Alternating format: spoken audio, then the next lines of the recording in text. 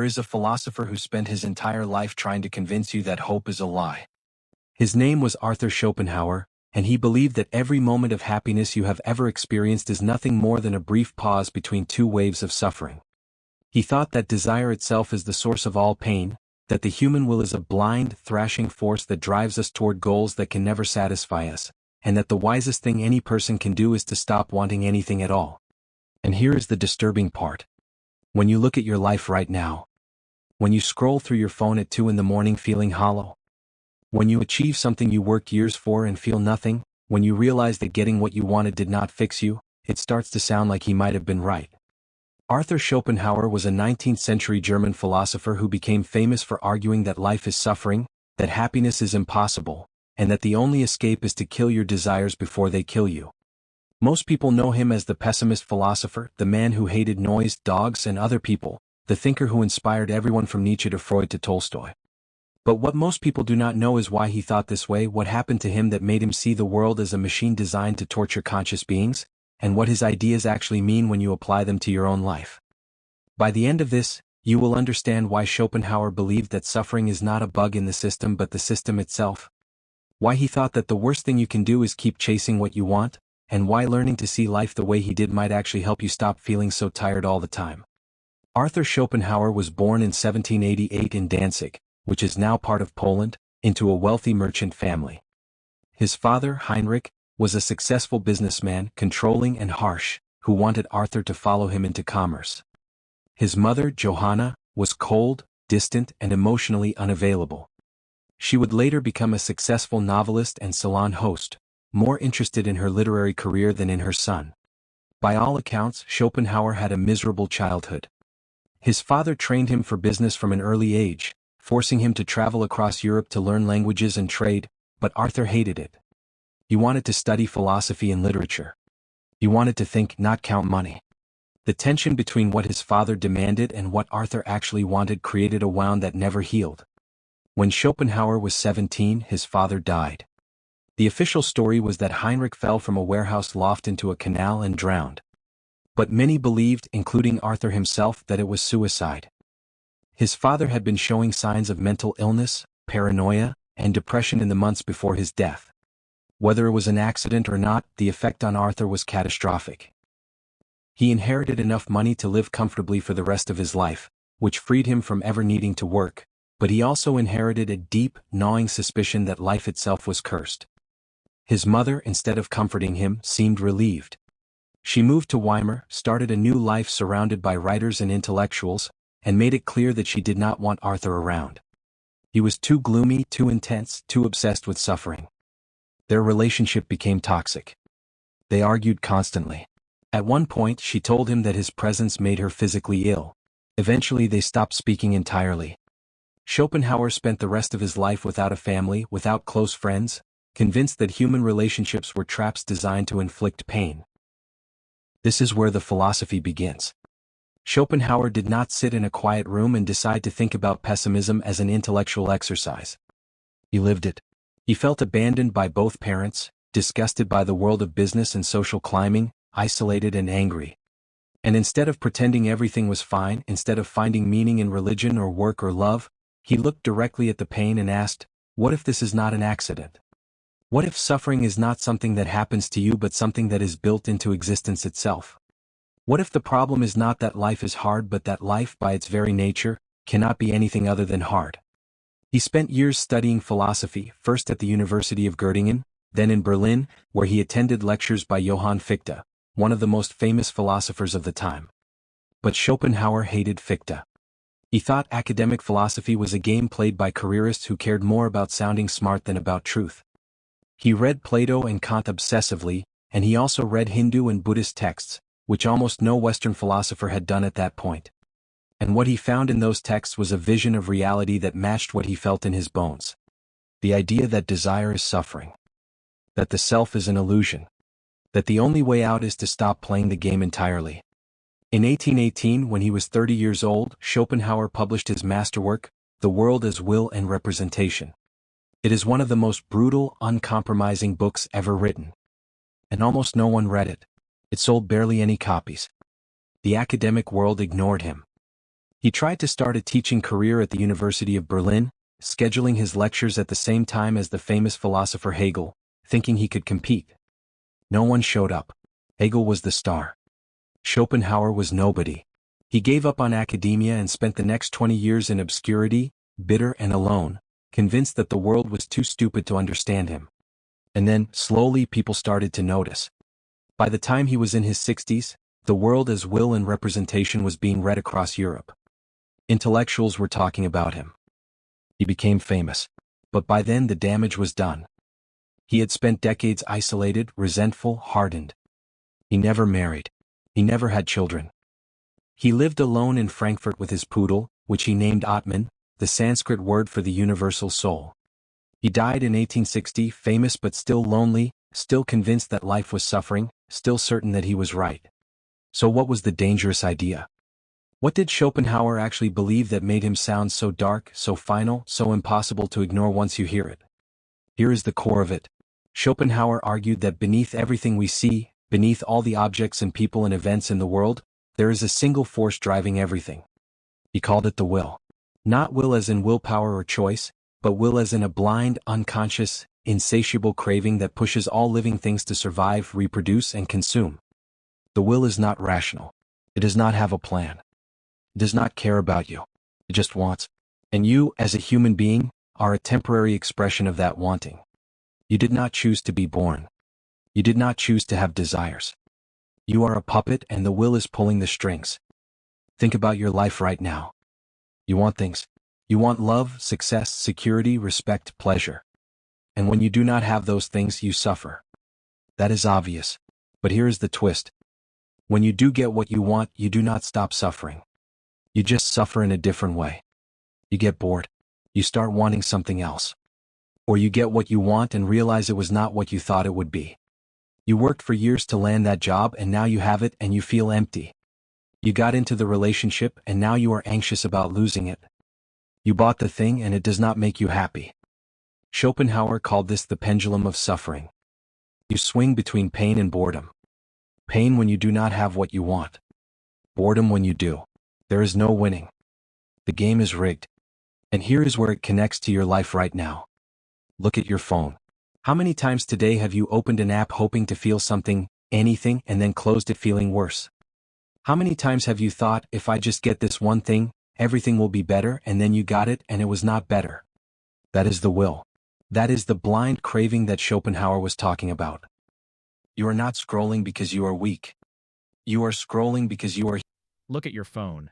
How many times today have you opened an app hoping to feel something, anything, and then closed it feeling worse? How many times have you thought, if I just get this one thing, everything will be better, and then you got it, and it was not better? That is the will. That is the blind craving that Schopenhauer was talking about. You are not scrolling because you are weak. You are scrolling because you are human, and humans are machines built to want. The problem is not that you are failing at life. The problem is that life, as it is designed, cannot deliver what it promises.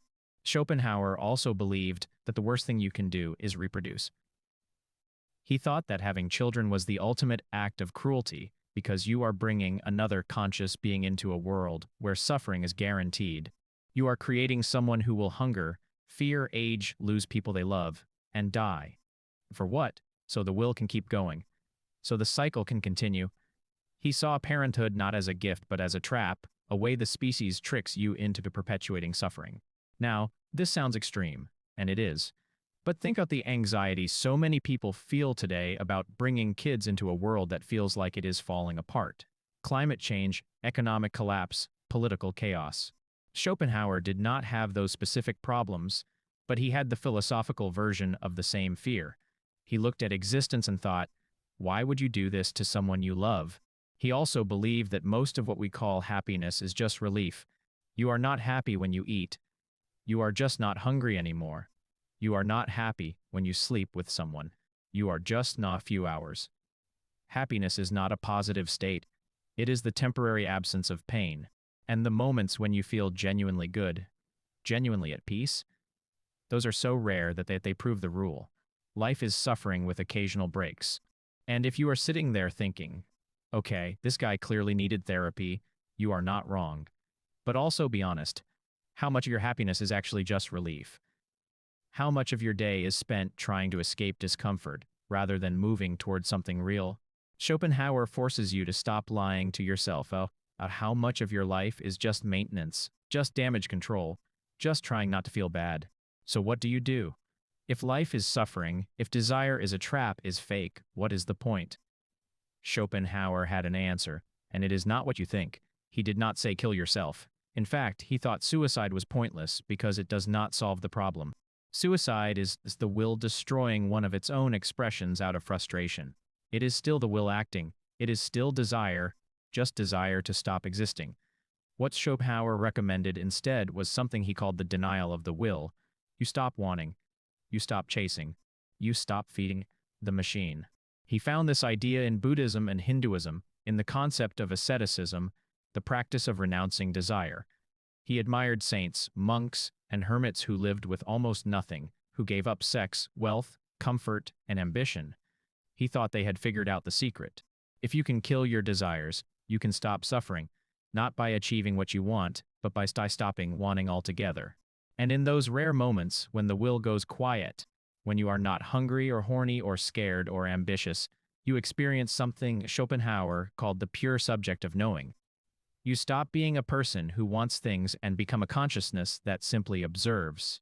You look at a sunset, and for a moment, you are not thinking about your problems. You are just seeing. That is the only peace available. He also believed that art, especially music, was one of the few ways to escape the will temporarily. Music does not represent anything in the world. It does not point to an object or a goal. It just is. And when you listen to music, really listen, you stop being a bundle of desires and become something else. That is why people cry when they hear certain songs. Not because the song is sad, but because for a few minutes, they are free. But here is the cost. Living this way, trying to kill the will, trying to stop wanting, made Schopenhauer miserable in a different way. He was lonely. He was bitter. He spent his life arguing with people, writing angry essays about his rivals, complaining about noise in his apartment building. He hated dogs barking. He hated crowds. He sued a woman who annoyed him and won a settlement that he collected for decades. He was not some peaceful monk. He was a brilliant, angry, isolated man who saw the trap but could not fully escape it himself. And that is the danger of his philosophy. If you take it too literally, you do not enlightened. You become paralyzed. You stop trying. You stop caring. You stop connecting. And then you are not free. You are just numb. Schopenhauer also influenced people in ways he did not intend. Nietzsche read him and loved him, but then rejected him, arguing that saying yes to life, even with all its suffering, was braver than trying to escape. Freud took Schopenhauer's idea of the unconscious will and turned it into the theory of the id, the part of you that wants without thinking. Tolstoy read Schopenhauer during a suicidal depression and found something in his work that helped him survive, not by giving up on life, but by reframing what life could mean. Even Einstein admired him. Schopenhauer gave people a language for the thing they already felt, but could not name, the sense that life is not what we were promised, that happiness is harder than it should be, that something about existence itself feels wrong. But if you only take the pessimism, if you only hear the part about life being suffering, you miss the other half. Schopenhauer also believed that compassion was the only real moral good. If everyone is trapped in the same nightmare, if we are all puppets of the same will, then the only rational response is kindness. Not because it will save you, because cruelty is pointless. Hurting someone else is just the will hurting itself. Compassion, for Schopenhauer, was the recognition that we are all in this together, all suffering, all temporary, all doomed. And in that recognition, there is a strange kind of solidarity. So what does this mean for you? What do you actually do with this philosophy? Here are 3 experiments. First, for 1 week, try noticing when you are chasing relief instead of happiness. When you pick up your phone, when you eat, when you distract yourself, ask, am I doing this because I want something, or because I want to stop feeling something? Do not judge it. Just notice. Schopenhauer would say that most of your life is spent running from discomfort, and until you see that clearly, you cannot choose anything else. Second, try 1 moment of pure observation. Sit somewhere quiet, look something, a tree, a wall, anything, and try not to think about it. Do not analyze it. Do not take a picture. Do not it mean something. Just look. Schopenhauer believed that in those moments, you stop being a wanting thing and become a seeing thing. It sounds simple, but it is almost impossible. And when you feel how hard it is, you will understand what he meant about the will. You cannot stop wanting, but you can practice. Third, try doing something kind for someone without expecting anything back. Schopenhauer thought compassion was the only escape from the self, the only way to stop being trapped in your own desires. It does not have to be big. Just something that recognizes that someone else is suffering too, and that helping them does not fix the world, but it makes the trap a little less lonely. Schopenhauer was not trying to make you give up on life. He was trying to make you stop lying to yourself about what life is. He thought that if you could see the trap clearly, you might stop banging your head against the bars. You might stop thinking that the next achievement, the next relationship, the next purchase is going to save you. And in that clarity, there is a kind of freedom, not happiness, but something real. Something that does not collapse the moment things go wrong. The philosopher who tried to kill hope did not succeed. People still hope. People still want. People still chase things that will not save them. But he gave us a way to see why we are so tired, why getting what we want does not us, why the moments of peace are so rare and so precious. And maybe that is enough. Not to stop wanting, not to give up, but to stop pretending that the game is fair, and to find something else worth doing anyway. Schopenhauer spent his life alone, bitter, angry, convinced that everyone else was too foolish to understand him, and he was probably right about some of it. But he was also wrong about something important. The fact that life is suffering does not mean it is not worth living. It just means that hoping for rescue is a waste of time. The only thing that helps is seeing it clearly and deciding what you are going to do about it anyway. That is not optimism. That is not pessimism. That is just being awake.